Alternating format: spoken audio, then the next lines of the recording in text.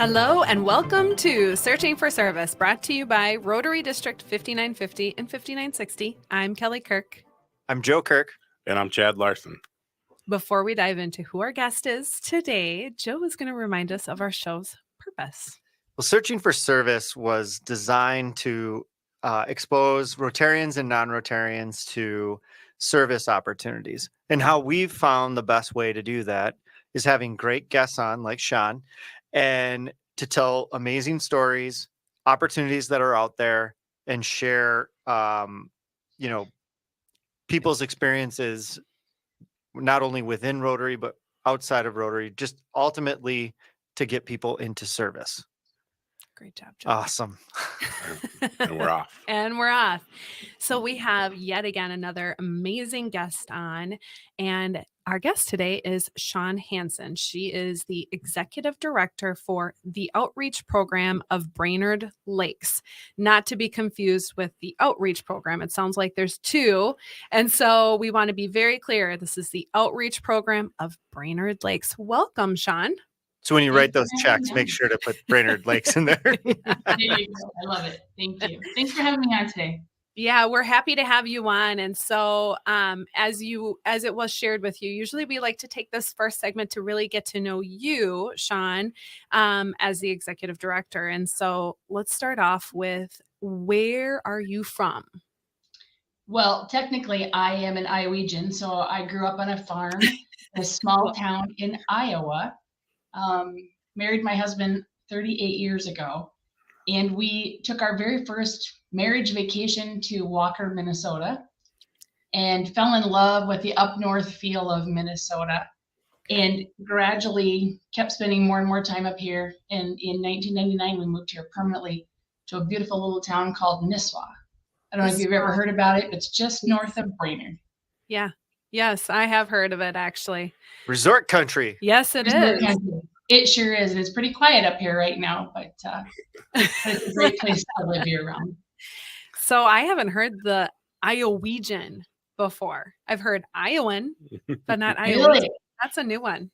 Oh, yeah. I'm a true Iowegian, too. So, What's it? I had a very boring maiden name. It was Smith, and then I married a Hansen. So there was no purpose in hyphenating it because it just really didn't make sense. My husband corrects me all the time that it's spelled E-N because that's the Danish version. Okay. And his dad was full Dane and his mom was full Norwegian. Oh my gosh. So that's how you get the Iowegian, by the way. That's how you get it. Yeah, that's right. Only Norwegians understand. All right. We love the area a lot. We used to vacation on the north side of Walker, and coming through the Brainerd area was always part of it, coming up 371. My husband was in law enforcement and had decided that he wanted to kind of shift away from that career after a long time in the military. And we, on a whim, moved our 6 and 4-year-old children to Nisswa, and best decision we've ever made in our whole life. It's a wonderful place to live. It's been a great place to raise our kids. They're now grown and have their own lives, adult lives going on. The little town of Nisswa is about 2,000 people from November to May, and it's about 40,000 people from May to October. Gosh. It's cabin country. Yeah, no, Yeah. I understand, but I just didn't realize there was such a range of discrepancy there for the population. Kind of like a college town. Yeah. It feels like it very much. Reverse. Yeah, it feels like it. Yeah, and then in the wintertime, a lot of the people are snowbirds, so they don't stick around here because winter can get a little long in northern Yeah. Well, yeah, I mean, you're much further up north than the Twin Cities even, so it's I can Yeah, understand. for sure. Yeah, but it's a great place to live. So, yep, I grew up in Iowa. I went to college in Storm Lake at a little tiny private college called Buena Vista University. I told my dad I was going to be a bean counter because everybody needed an accountant, so it was a stable career to go into. Oh My gosh. dad told me right away that I should probably go into sales. I had a gift of gab, as he told me, with people. I didn't listen to him because I wanted to be married. I wanted a white picket fence and I wanted children, and I just wanted a nice career. So Mm. when I got out of college, I went to work right away for Land O'Lakes and worked for them for many, many years. Kind of moved around a little bit, eventually moved over into a plant that was a hog manufacturing facility for Hormel. Mm-hmm. And at that time, got my first taste at being a union negotiator. So kind of moved my career, eventually moved it over into human resources. And yeah, I had a pretty good corporate career going. Worked for H.B. Fuller out of the Twin Cities for several years in talent management and HR. This area is pretty quiet, mostly small business, not a whole lot of corporate world structure here. And took a chance on a job back in 2012 to be a chamber director of this little beautiful town of Nisswa. And so did a complete mind shift and change of career and spent about 8 years being the chamber director here. You got to use that gift of gab. I was just going to say, what an incredible, like, that's kind of a nice little segue route into like sales. I mean, yeah, came around full circle and eventually listened to my father. I should have just listened all those years ago. Yeah, I'm a huge proponent of the chamber. I had joined the chamber, the St. Paul Chamber, which is one of the largest chambers here in Minnesota, and have always, like, anybody who is getting into sales, I'm like, hey, have you talked to somebody over at the chamber? Are you involved in the chamber? Do you do ambassador work with the chamber? It's absolutely incredible. So good on you, Shawn. Good on you. Yeah, for sure. And that was my first chance to ever really be working like in a small town level, right? Most of everything else I had done was in more corporate structure. And it was the first chance to really get to know a community. We had lived here for quite a while. We moved here in 99. I didn't take the job with the chamber till 2012. And it was kind of eye-opening to all of a sudden open yourself up to see what was going on in the amazing community that you called home. I hadn't really done that up until that point. And the business relationships that I made there are kind of what eventually moved me into where I'm at today. So I met a gentleman at the coffee shop probably in late 2012. And he was sitting there nicely. He was in his early 50s. He looked somewhat retired to me. And I introduced myself to him. And he said, hi, I'm John Post, and I'm the founder of Kids Against Hunger, a humanitarian food aid organization that just opened up down the street. So nice to meet you. And I told him who I was, and we stood and visited for a few minutes. And he said to me, would you ever consider like coming onto my board of directors? I'm just getting that started now. And, you know, I think you could be a good fit for my board. And I said, well, I'd like to know a little bit more about your organization before I do that. And the next thing he said is, if you're looking for board members for the chamber, I would probably be interested in joining your board. I looked right back at him and I said, well, thank you. With all due respect, sir, I'm not looking for a director of a nonprofit to be on my chamber board. I am looking for more business-minded people that would be serving on my board. So lo and behold, about 3 months later, I ran into John again. He asked me if I had had a chance to look into his charity. I said, yep, I came there with my church and got to know what food packing was like. I said, it's a pretty cool concept. I like it. And he said, well, again, would you consider going on my board of directors? I said, you know, I think that could be something I could do. I could add some value, perhaps. He said, great. He said, have you given any more thought to me joining your board at the chamber? And before I said no, I said, well, tell me a little bit about yourself. And he said, well, I'm 50 years old. I retired back to this area to take care of my parents because they're ill. I've got 35 years of corporate experience running the European division for Sally Beauty Holdings. I looked at him, I said, you want to join my board? I never asked him what his experience was. Yeah. I just took it at face value at what he did. So the agreement was we each joined each other's board of directors, and I became pretty involved down here at the charity. And our kids and our family came to pack with our church. And that's how we really got ingrained to be here. And in 2016, had a little health scare and had to reevaluate a few things about life. And my husband asked me, well, what do you want to do on your next term? And I said, well, I'd like to retire from the chamber. I'd like to find something 25 hours a week. I'd like to not work the month of February. And I'd like to have Wednesdays and Fridays off with my grandchildren. And he said, well, good luck finding a job that will fit that. I said, yeah, I know, but I'll look around. And 3 years later, I retired from my job at the chamber, and I took over as the executive director for Kids Against Hunger.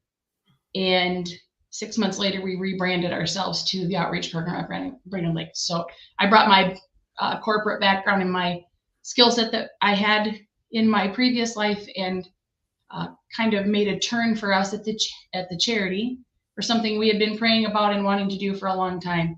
And that was shift the mission of the charity. So back in that day, we were Kids Against Hunger, and we were very similar to Feed My Starving Children, but on a much smaller scale. And all of our food went overseas, and we wanted to be able to take care of people at home. So that's where it switched. So now I am a proud grandma of 3. I do not work 25 hours a week. I work more about 40 to 45. Such is the life. Yeah.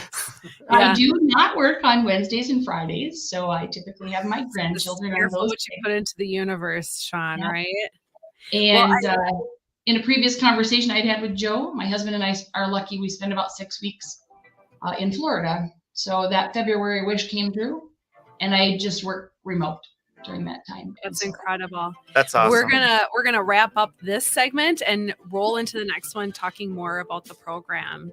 Awesome. You are listening to Searching for Service. I'm Kelly Kirk. I'm Joe Kirk. And I'm Chad Larson. We'll be back.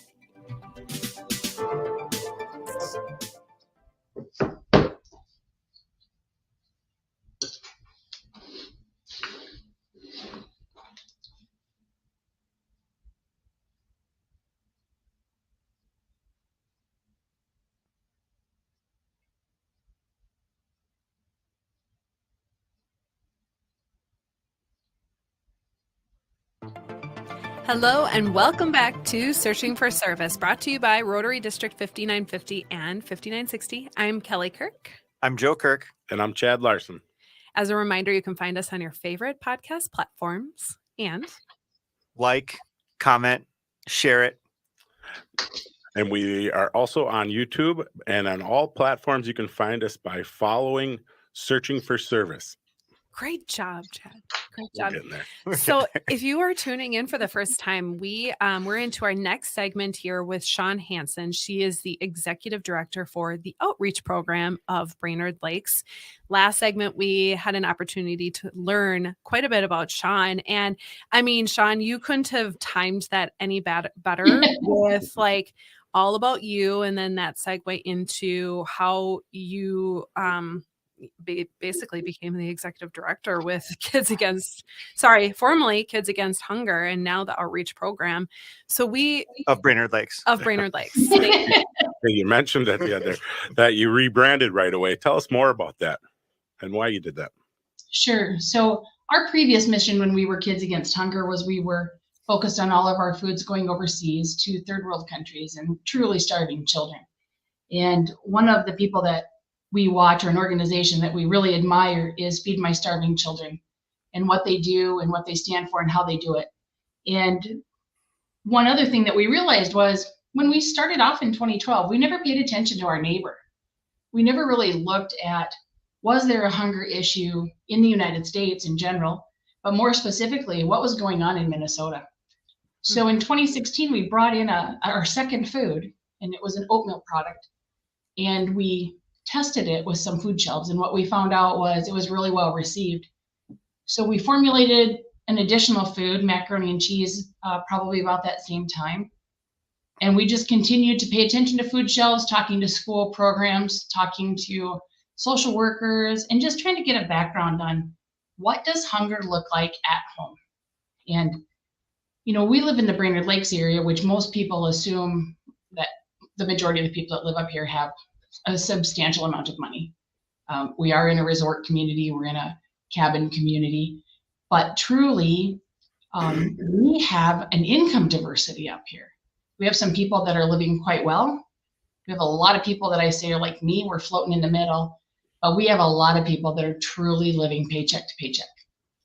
So we rebranded ourselves in 2019 to become the outreach program because we changed our mission. So at that point, we simplified our mission. Upgraded Lakes. And I'll clarify that a little bit, why it's called that. But we decided that we were going to rebrand. We had our own name picked out. It had nothing to do with the one that we are today. And we were outsourcing our food from an organization in Des Moines, Iowa, called the Outreach Program. And we went to visit them and said that we were going to be purchasing more of their food and doing more with them. And would they ever consider us tagging on and using their name and just adding up the Brainerd Lakes with it? And they had never really thought about that. They thought about it for a little bit while we were there for 3 days. And by the time we left, we signed a contract that said that was going to be our name. So that's how we came up with the Outreach Program of Brainerd Lakes. All of our food is sourced by one source, and that is in Des Moines through outreach. But when we rebranded, our mission became simple. We just wanted to feed families in need. But our vision changed. Our vision is that 80 to 90% of the food that we package will remain in Minnesota. So we would still love to be able to do some overseas work when and if we can. That's what that 10 to 20% residual is left for. So we'll take that 80 to 90%. We will spread the love of 10 products now that we have, and we will be in local area food shelves with it. The 10 to 20 that's left over will either go for disaster relief. We just recently did some food that went to Maui after all of that tragedy. And we've done the Ukraine, we've been to Africa. We've actually been to about 25 countries over our time. But truly, we're just focused at home. We are just really focused on, people that you and I meet every day on the street. We don't know what hunger looks like if we look in the eyes of someone, but it's there. So I'll give you a couple examples. Here in Crow Wing and Cass County, where we're at, about 37% of all of the families that live here live under the poverty level. Oh, wow. So they're living where if they have any kind of catastrophe, if their car breaks down, if they miss a paycheck, right? They are those ones that are living right on the edge of making things work every day. So us bringing our food into a local area food shelf at no cost, by the way, to the food shelf, has really helped people have access to healthy food. Our foods are all, developed by Iowa State University. So they're nutritiously dense. Go Cyclones. I know. My husband's a Hawkeye fan. I still love him. Yeah. But they're all nutritiously dense. So what you're getting is you're getting something really good. So I hope that someday I get to meet a General Mills executive, because for years I've been saying this statement, and I'm just curious what they would say back to me. Our apple cinnamon oatmeal and our raisin oatmeal, I think, is better than the General Mills oatmeal that you and I buy at the store every day. And here's why. It relatively tastes similar, but it has soy, so it's got protein in it. Mm-hmm. It has vitamins and minerals that are not in the other. And it's super easy to make. And it's only 30 cents to feed someone with it. 30 cents. So all of the meals that we do at such a low cost. And we have no overheads for staffing, with the exception of myself, who chases money, because everything is done by volunteers from the community. So it is truly the assembly line, similar to Feed My Starving Children's Way, very similar to that, done by community volunteers, and it goes out to a local area food shelf for free when they get it. Can you explain a little bit about how you determine your products, like the food products that you provide? Do you distinguish like different types of nutrition that's needed, or is it geographically specific, or how do you determine all of that stuff? So that's a really good question. So we started off with I called it the glorified chicken rice-a-roni, right? That's what it felt like, that very first product that we had. And American palate really didn't like it. It just wasn't our cup of tea. So what do people like? They like macaroni and cheese, right? Everybody likes macaroni and cheese. It doesn't really matter how old you are, okay? So mac and cheese was one of the very first ones that we came around. And the oatmeal products made sense. We wanted to have a breakfast product. We wanted to have something for people for lunch or their dinner. So that's how those two things started. Instead of that chicken rice roni, now we have a product called beans and rice. And I'll call it it's a very mild version of everything, but you can go on to reservation property and it will fit that indigenous population's palate. And you can go into many different cultures. They don't want our spices, they want their own, right? They want to jazz up their foods their way. So that one is very mild and is very palatable, I would say, to any European background of folks. Definitely on a couple of the larger Indian reservations of our direction. That's very popular. That's also the one that's really popular if you send it overseas. It's a rice product. Sure. And people are used to having rice in their diet. Yeah. Then it kind of just comes to this, is Spanish rice. Yeah, it's pretty good. Our Spanish rice is, if you think about stuffing a green pepper with all the stuff that you and I like, I'd put our Spanish rice right there. It's pretty good. Our cheesy rice is very much a kid product. Kids love it. That's probably our number one product with school backpack programs that we're in, is they like the cheesy rice product. So we have 10. We have 2 breakfast. We have 3 lunch dinner pasta, 3 lunch dinner rice, and 2 desserts. And I say dessert lightly because it's not really dessert to me. I don't know how old you guys are, but my grandmother used to eat raisin rice pudding all of the time when I was a kid. And one of our desserts is raisin rice pudding. So they'll eat that for lunch or dinner. It's not necessarily a dessert. But that makes up those 10 components. And right now we're kind of at a hold of putting anything new into the mix.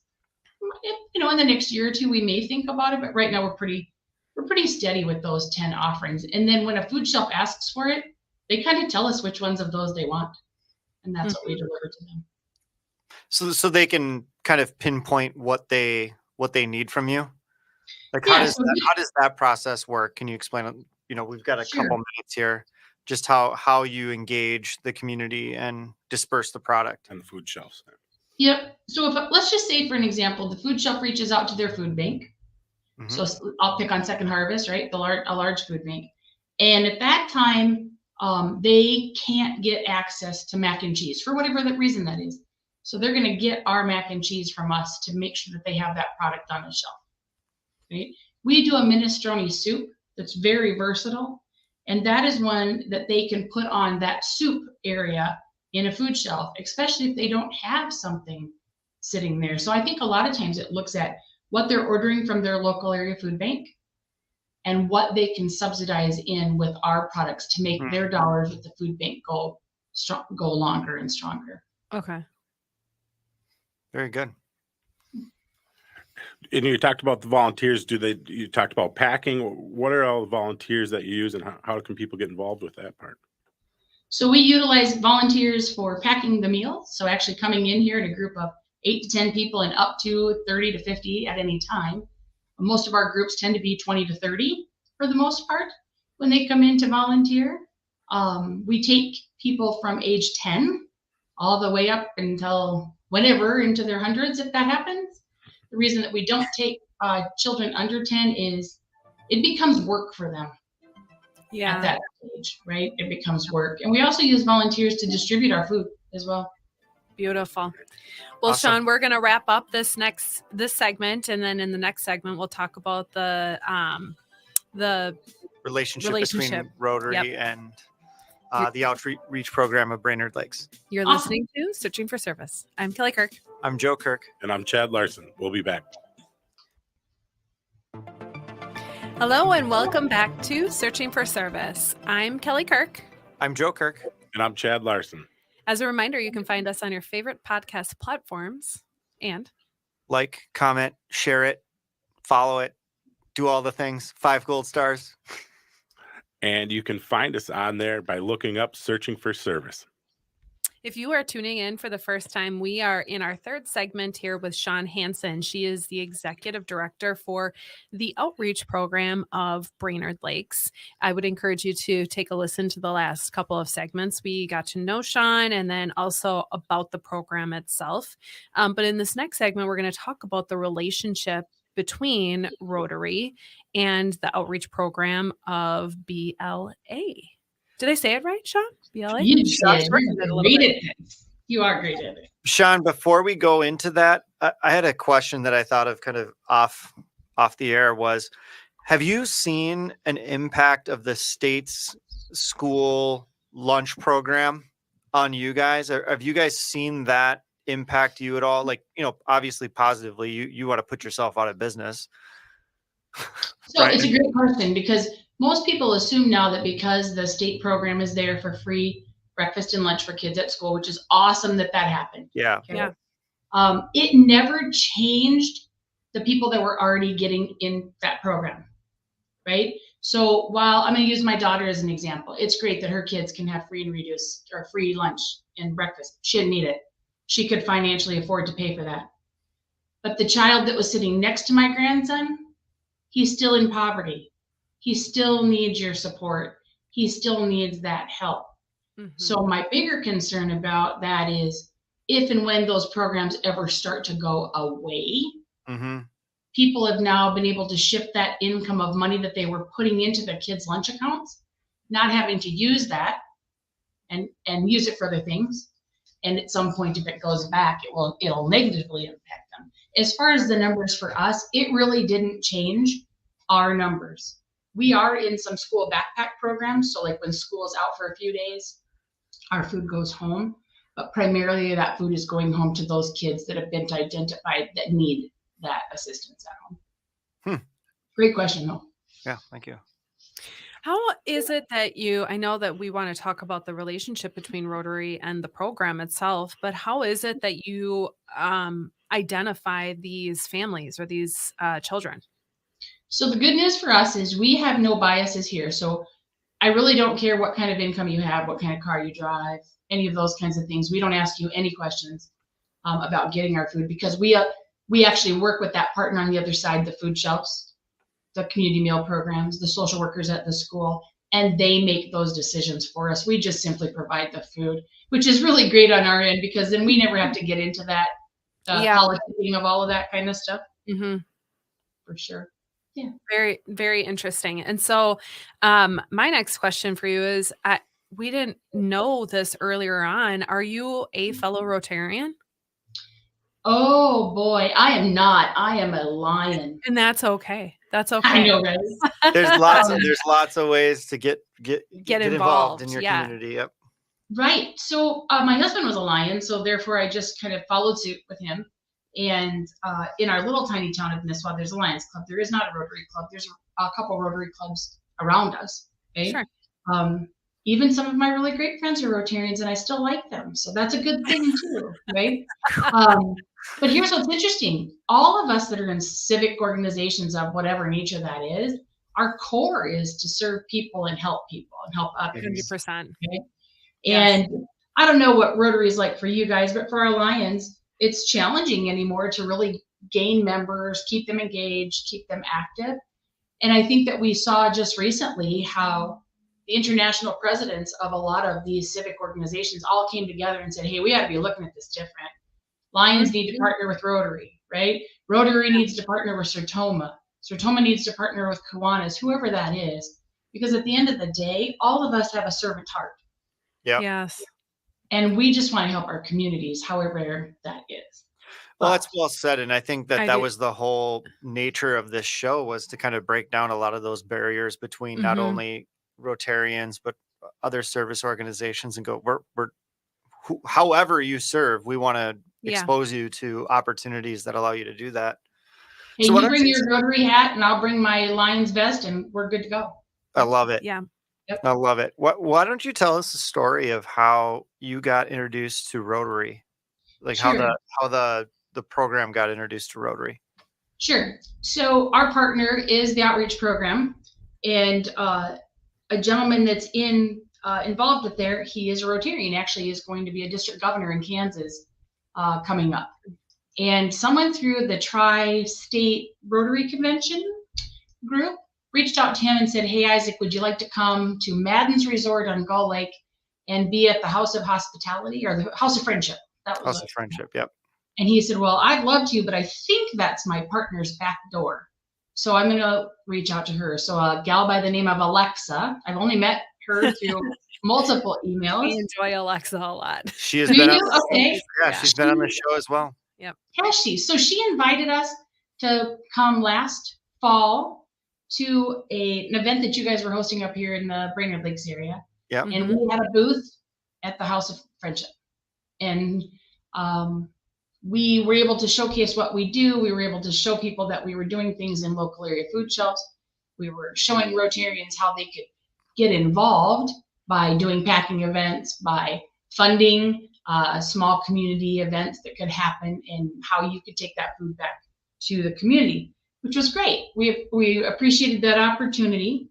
And then, I don't know, shortly after that, we got another call that said, "Hey, we're going to be at the Arboretum." Is it in Chaska or Chanhassen? Yeah, Yes. Chanhassen. Yep. Chanhassen, right? "Would you like to come?" We're like, "You bet, we'll be there." So we were there not too long after that. And then we have a Rotarian that's up in this area that served as district governor, and I think he's done a few other things like larger scale. His name is Bob McLean. And he was out in Illinois last weekend for a Rotary conference. And he sent me a picture and he says, "Hey, do you know this guy?" And he hands up this photo. And it was Isaac, the guy that started it all for us by getting us into Rotary. So Oh, funny. we've had two really awesome opportunities to be out in front of Rotarians. You know, we do the speaking circuit, you know what I mean? You go around to small clubs and Yeah. you talk about what you do. But definitely that House of Friendship allowed us to be out in front of a lot of great people. And that's actually where we met Greg Pavick, who I think is going to be on your show, from the Humanity Alliance. Yeah. And we had booths right next to each other.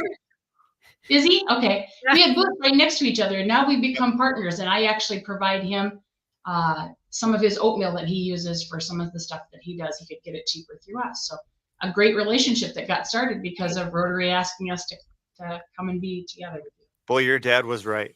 The gift of gab. Yes. My husband does that too. So do my children, unfortunately. But yeah. No, it's wonderful, That's how you actually. make those connections at those events. Yeah. Yeah. I think that, to me, that's what signifies this importance, right? So I totally believe in what Rotary is doing. I think that you guys have such a great foundation of what you do and what you mean and how you serve and how you work with the business community and people that are really looking to make sure they're networking in that business environment. I think that Lions have a simplified version of that because we don't talk about business when we're together. But we are definitely seeing how we need to partner with other organizations in whether it's a social event that you're doing in your community or whether it's a purposeful event. And so I think that we'll see more of that. And for outreach, what that means is we need to be looking at all of those civic organizations and all of those service type individuals and say, hey, you have bodies, you have people. Mm-hmm. A lot of times you have funding available, right? So what would that look like and feel like if all of a sudden you could commit a couple $1,000s, which turns into 6,000 to 7,000 to 8,000 meals that you could hand over to your local area food shelf with your Rotary label on the bag, saying that Rotary cares about you and that we want you to be fed and we want you to live a healthy life. And so this is just one way. So those are those relationship building that happens. And we're grateful to Rotary for that opportunity. Well, and I know That's that the incredible. relationship is still pretty new. But have you had any luck getting any funding from the local Rotary clubs? So you know that, Yeah. So actually during COVID was our first Rotary grant. And that was because the Rotary Foundation up in this general area was sending some kids to camp with some Rotary funds that they had. And because of COVID, they couldn't send them. Okay. So those funds got diverted to us to allow us to feed those kids that were home during COVID. So we have wow. seen some of that. And now that being part of that base allows us to go back then and talk to that Rotary Foundation on an annual basis, give them the statistics of what we're doing. We're packing this year 550,000 meals Wow. here through outreach, and that's a lot. It And we used is. to pack 250,000 meals, and we thought that was a lot. And during COVID, we packed 1 million meals one year. Wow. So, So but it gives us that roundabout to come back to Rotary and ask for dollars. So 550,000 meals. How many people do you think that serves throughout the year? Because obviously they're eating more than one meal. Right. So how many people? Do you guys have any gauge on that at all? Do you know when I told you like about checking ages and keeping track of who gets the food? We don't pay attention. We give it to the food shelf, and we give it to the schools, and we give it to. We have them in law enforcement back seats. We have them in their Sure. trunk for social worker. We don't keep track of any of that statistics, which makes my life a lot easier for sure. No kidding. But as you said, you're just the gal who goes and gets the money, right? I'm the money chaser. You got it. That's my job. Well, Yeah. I think for this next segment, which we'll roll into here in just a moment, we'll talk about what the future can look like for the program itself. Awesome. So as a reminder, you're listening to Searching for Service. I'm Kelly Kirk. And I'm Joe Kirk. And I'm Chad Larson. We'll be back.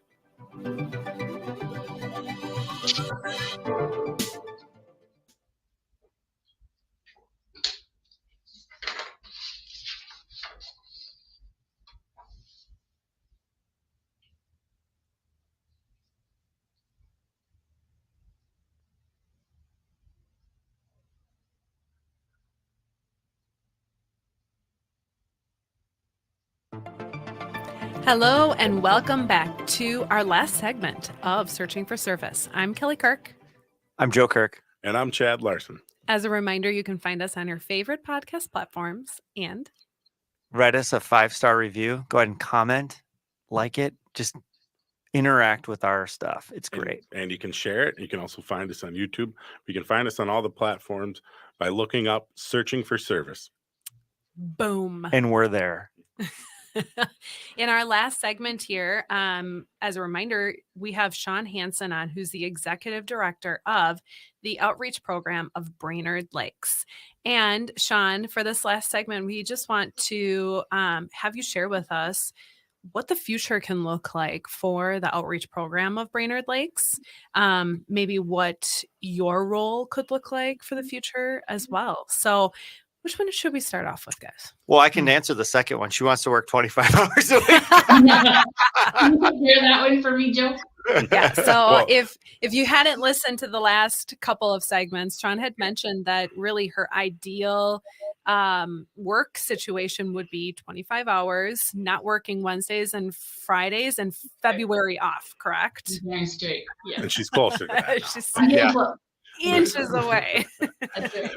You know, you mentioned all the different products you have. Do you envision changing or moving or including more products, or is it trying to just get more product out there? Where is kind of some of the goals and visions for moving forward? I think one of the things that we'll do is we will look at the products that we already have in existence and see how that possibly could become a revenue stream for us. That's something we don't do now. And what I mean by that is people that go up to the Boundary Waters, or you're a backpacker or hiker, you're already going to a store and probably buying some foods that you put in your backpack that only require water to make when you're traveling, right? So what about our foods? Because they're nutritiously dense, they're healthier for you. And we do ours for 30 cents. So one package has 6 meals in it, $1.80. But imagine if we could turn around and sell that for $4, just double it. Mm-hmm. How much more food we would be able to pack. There's hoops that you have to go through to be able to get that done, right? Because then it becomes a whole different product as you're selling it versus donating it. But that's one thing that we have to look at.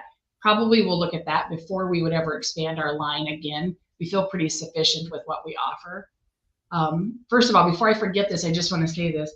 Kudos to you guys for doing something like this and having something out there where people can pay attention to learn about ways of being a servant. Mm-hmm. I really appreciate that. I haven't surfed around a lot, but I don't think there's very few doing what you guys are doing right now. So good job for leading that. And Yeah. keep it up, and I hope that your base grows, because it's something unique and pretty awesome actually for Rotarians and beyond. So, Thank you. yeah. So I think that the next thing that we have a problem with is we assume everybody can drive to a food shelf. We assume everybody has transportation to get somewhere, right? And during COVID, one of the things that happened with Second Harvest was they started to do what they called mobile pop-up units, right? Where they would take their truck out, come into a community, people could drive up, not even get out of their car, and get food. That still happens today on a much smaller level. It's slowed down a lot, but that is one of the things that we're involved with Second Harvest North, which is out of Grand Rapids. And they have 24 locations that they go to every month where they drive up with a semi and people can line up. So I'll give you an example. We're in the little town of Bacchus, which is about 40 miles north of here. And we will be there this next Thursday. It's once a month. And there will be 200 cars that line up to simply receive the food that they're getting from Second Harvest. And then at the end of the line, they get our food. I think we have to stop making an assumption that people can get to a food shelf. Well, I tell you what, Shawn, we've had so many people on with so many different organizations, and transportation has been, like, I think of Preschool for Success. I think of, there was 3 or 4 other organizations that they underestimated the need on the transportation side. Like, that's where Preschool for Success really stubbed their toe out of the gate was, oh man, like, we can't get these kids to preschool, let alone the preschool. So it's really interesting to see that commonality of that transportation component as one of those assumptions that we all make. And absolutely. And how does especially a senior get to a medical appointment, right? Like, how do they get there if they don't have transportation? Transportation is a big issue. So I think that we would like to be doing more things mobily, right? We would like to be doing our own pop-ups, just making a social media announcement that we're going to be in XYZ city and we're going to be at the local Casey's store and we're handing out our food for free, right? God asks us to be good to others, be kind to others. That's an easy way that can be done. So I think that that's one of the big needs. We haven't had that figured out yet. It's just kind of on that cusp of, well, if we do that, we need a van, we need people, we need a schedule, you got to have a budget for gas, all of those kinds of things. We're involved in a little program called Food RX, right? Getting healthy foods to people. How do you do that? It's all about getting transportation and getting it to where people really, really need it. But that's what I love about this last segment is we kind of force our guests to dream past what's kind of easy and like the next logical step, and instead go, where can this actually go? And it's fun because then you start to reverse engineer it back and say, well, what do we actually need to do to make this happen? Oh, we need a van. Well, maybe somebody listening to this is like, hey, I've got an extra van. You can have it. Or, Shawn, I just think about how when you were having that conversation with your husband about what you wanted the next step. And guess what? You put it out there into the universe and you're like this close. So doing the same thing, that's what we have encouraged our guests that are part of nonprofits or, any sort of program that, like what can the bigger vision and the bigger goals look like? And to Joe's point, reverse engineering to it. Yeah. We mentioned so many great nonprofits. Go ahead, Jeff.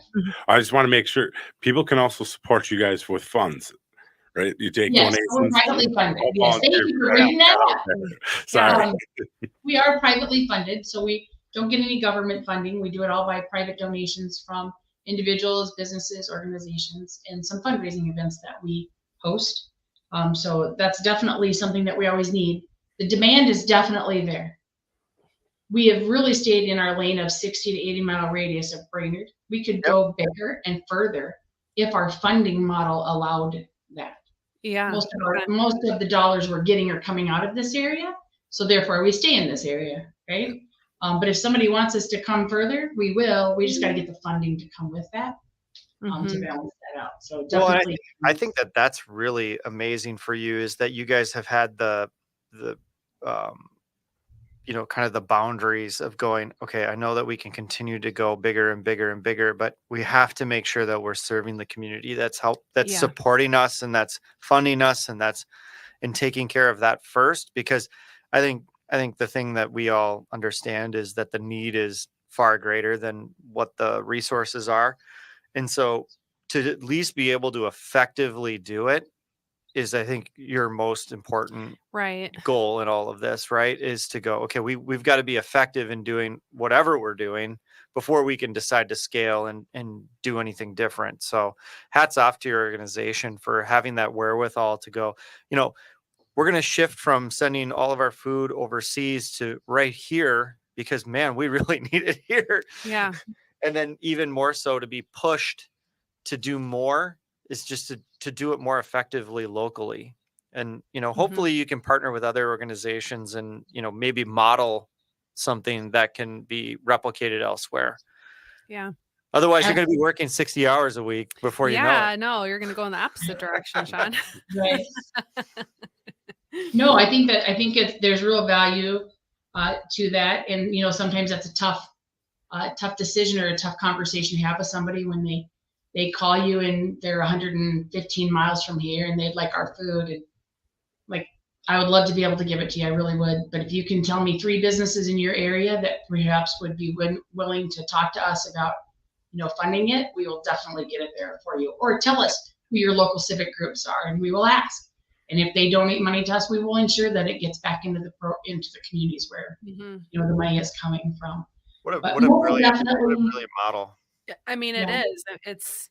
You're not just saying, no, unfortunately, we cannot help you. You're providing an opportunity for them to do a little bit of digging on their end. And you're like, well, okay, if you can do this, if you can connect us with these people, we'll ensure that gets back to you. Well, and Shawn, if somebody listening to this show is inspired to give to the program, how do they find you?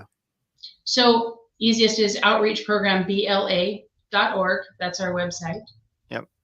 We have a pretty good social following on Facebook and Instagram, and that's Outreach Program of Brainerd Lakes. We are located at 24489 Hazelwood Drive in the beautiful little town of Nisswa, Minnesota, 56468. And I'm kind of an open book. My cell phone is listed on our website. I don't mind people calling me because you have to hear the story. It can't just be by reading something, and it can't just be by having it secondhand. You really need to talk to somebody. And if you ever want to do something that's eye-opening, come to one of my mobile distributions with me and have that car pull up.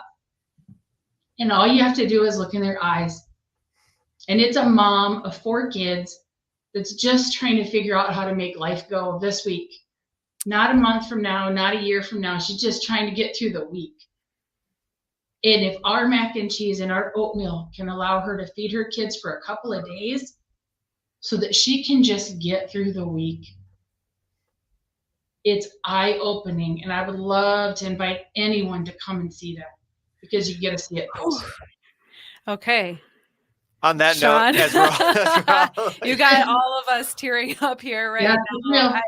I can't thank you. I mean, we cannot thank you enough for ending on a note like that, because I mean, that was super, super powerful. So we want to thank you for the time and just hearing more about the outreach program of Brainerd Lakes area. So thank you. Thank you, guys. Keep doing great work.